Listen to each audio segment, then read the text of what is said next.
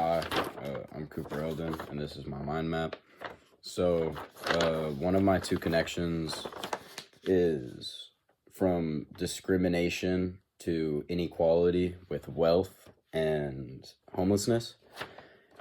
And basically, the connection between the two is that people don't get equal pay because of the condition they're in or how they look. And like homeless people are constantly discriminated against for the fact that they can't like clean up, or they can't really like do anything to get a job. And that's where no opportunities, or that's where discrimination comes from, because they're getting discriminated against for something they can't change without help. But my connection was solidarity, and that's because like they aren't like, people aren't trying to actually like do anything.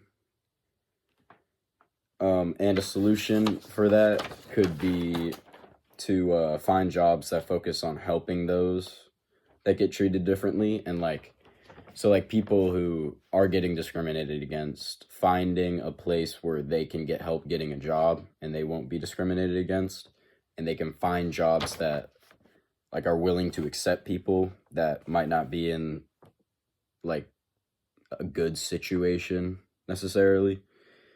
And it's where they're treated fairly and accepted for who they are, and not just because they're homeless they're getting treated differently.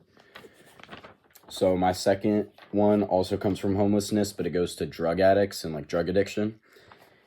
And it's right here. And it's no opportunities to death in drug addicts.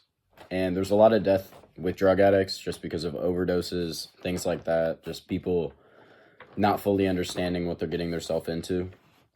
And homelessness from no opportunities, it kind of links to discrimination again, where they're just shamed and they aren't like given a good opportunity because of the state they're in, or like maybe because they don't have reliable transportation, things like that, like a bunch of things that tie into getting a job.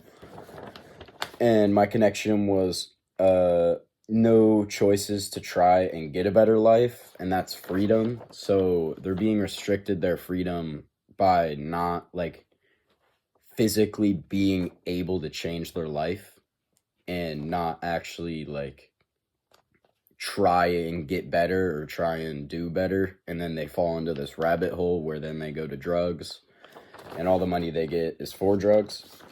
And my solution for that one was make sure that all the people that are facing this inequality are getting the help and support that they need.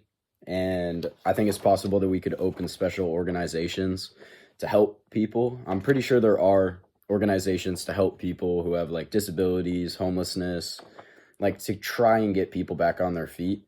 And I know there are like certain like rehab facilities that have things like that.